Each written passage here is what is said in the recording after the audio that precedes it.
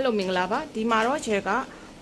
ပိတ်ဆက်တဲ့သဘောတရားလေးကိုရှင်းပြသွားမှာဖြစ်ပါတယ်ချဲတို့ကဒီပေတန်ကကြတော့တန်ပေတန်က18လက်မှရှိပါတယ်တကိုက်ပြေးဖို့ဆိုရင်ချဲတို့ကနှစ်ပြန်36လက်မှလိုပါတယ်နော်ဒါဆိုချဲတို့ကအခုပထမဆုံးဒီဇိုင်း1ကိုချုပ်ဖို့အတွက်ဘယ်လိုမျိုးပိတ်ကိုရွေးချယ်ပြီးဝယ်ရမလဲဆိုတာတစ်ချက်ရှင်းပြပေးချင်ပါတယ်ဒါတော့ချဲအသုံးပြုထားတာကတော့ဘရုံမာချီသားလေးပဲဖြစ်ပါတယ်နော်အခုလွယ်လွယ်ကူကူဘရုံမာချီသားစပန်းဒါမှမဟုတ်ရိုးရိုးချီသားဒါမှမဟုတ် export outlet ကထွက်တယ်ဒီအကွက်ကလေးတွေချီတယ်လေးတွေကိုချဲတို့ချုပ်လို့ရတယ်နော်အခုဒီဟာဆိုလို့ရှိရင်ချဲတို့ကဒါဆိုင်ကနေပြီးတော့ချဲဖြက်လာတာချဲကတော့နည်းနည်းပြည့်ရတဲ့ကြောင့်မလို့ချဲကတကိုင်းနဲ့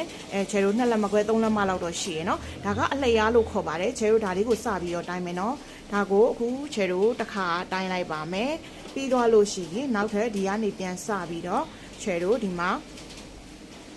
နှစ်ခါတိုင်းလိုက်ပါမယ်ချဲတို့ဒါလေးပြေပါရင်နော်ပြီးတော့လို့ရှိရင်ချဲတို့ဒီအပိုင်းတိုလေးကိုဘယ်လောက်ရှိလဲဆိုပြီးတော့ချဲတိုင်းကြည့်မယ်နော်တိုင်းတဲ့အခါမှာချဲတို့ကဒီမှာ3လက်မှရှိပါတယ်ချဲတို့ဒါဆိုလို့ရှိရင်ဆိုင်ကနေပြီးတော့ချဲတို့ကတကိုက်ဝယ်လာရပေါ့နော်ဆိုင်ကနေပဲချဲတို့3လက်မှအပူပေးလိုက်တာနည်းနည်းဒါဆိုလို့ရှိရင်ချဲတို့တကိုက်နဲ့3လက်မှလေးရှိတယ်ဘရုံမာချီဆိုရင်တော့ရေချထားဖို့လိုတယ်စပန့်ချီတယ်ဆိုလို့ရှိရင်လည်းရေချထားဖို့လိုတယ်ဒါမှကိုကထပ်ပြီးတော့မကြုံတော့မှာပေါ့နော်ဒါဆိုရင်ဟုတ်ပြီအလျားချဲတို့ကဒါတကိုက်လိုပဲချဲသုံးလိုက်တော့မယ်နော်ဒါကချဲတို့အလျားဆိုင်ကနေပြီးချဲတို့တကိုက်ဝယ်လာလိုက်တယ်ဝယ်လာပြီးတော့အနံကြီးလားသေးလားဆိုတာကိုတစ်ချက်ပြပါမယ်ဒီကနေပြီးတော့ဆိုင်ကနေပဲဒီလိုကက်ကြီးနဲ့ဒီလိုညှက်ချလိုက်တဲ့ဒီဟာလေးကကြတော့ချဲတို့ဒီနားကိုအနံလို့ခေါ်ပါတယ်ဒီအနံကြီးလားသေးလားဆိုတာချဲပြောပြမယ်အခုဘရုံမာချီကအနံကြီးလားသေးလားဆိုတာတစ်ချက်ကြည့်မယ်နော်ဒီကနေစပြီးတော့လေချဲဒီလိုပဲတစ်ခါတိုင်းသွားမယ်ပြီးတော့ရင်ဒီကနေလေတစ်ခါထပ်ပြီးတော့တိုင်းပါမယ်ဒီမှာနော်နှစ်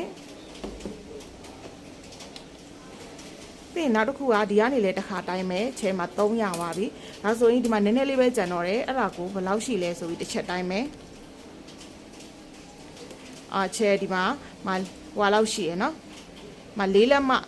လောက်ရှိရယ်4လက်မလောက်ရှိရယ်ဒါလေး4လက်မလောက်ပဲထားပါတော့နော်ဒါဆိုလို့ရှိရင်4လက်မဆိုလို့ရှိရင်ချဲတို့ကတမိုင်းလို့ချဲတို့ကခေါ်ရတယ်ပေါ့နော်ဒါဆိုရှင်3ကအတိုင်းပြီးတော့ချဲတို့က4လက်မရှိရယ်ဆိုတော့3000တမိုက်အနံပေါ့နော်ဒါဈေးလွယ်ခေါ်လို့ရှိရင်3000တမိုက်အနံဆိုအနံကြီးလို့ခေါ်တာဖြစ်ပါတယ်ဒါဆိုချဲတို့ချုပ်မဲ့ဒီဇိုင်း1အတွက်ဆိုလို့ရှိရင်ဒါကချဲတို့ကတကိုက်ပြီးလို့ရှိရင်အနံကကြတော့3000တမိုက်နံဆိုလို့ရှိရင်ဒါကပိန်တဲ့လူတွေလောက်တယ်တကယ်လို့ခန္ဓာကိုယ်ပြည့်တယ်ဝရတယ်ဆိုလို့ရှိရင်တော့နည်းနည်းလေးတမိုက်တို့เนาะတထွာ6လက်မတို့ဒါတွေပို့ဖြတ်ထားဖို့တော့လိုပါရဲ့เนาะ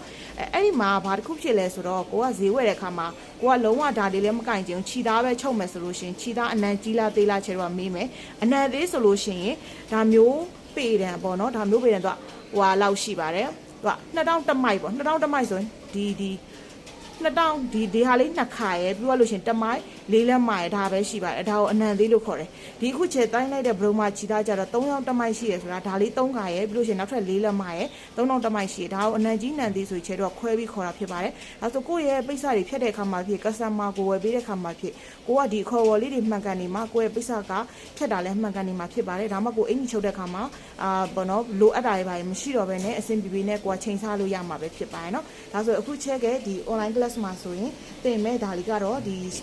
stick လေးပေါ့နော်ရှေ့ stick လေးနဲ့ရှေ့ဟို V shape ရှာလေးနဲ့ပေါ့နော်တောက်လျှောက်လေးဒါအခုဆိုလို့ရှင်လည်းအဝတ်များကြတဲ့ဒီဇိုင်းလေးပေါ့နော်ဒါလေးကတော့စပြီးသင်ပေးမဲ့ဒီဇိုင်း1လေးပဲဖြစ်ပါတယ်နော် online class တက်ချင်တယ်ဆိုလို့ရှင်လည်းချက်ပေါက်မှာလာပြီးတော့စုံစမ်းလို့ရပါတယ်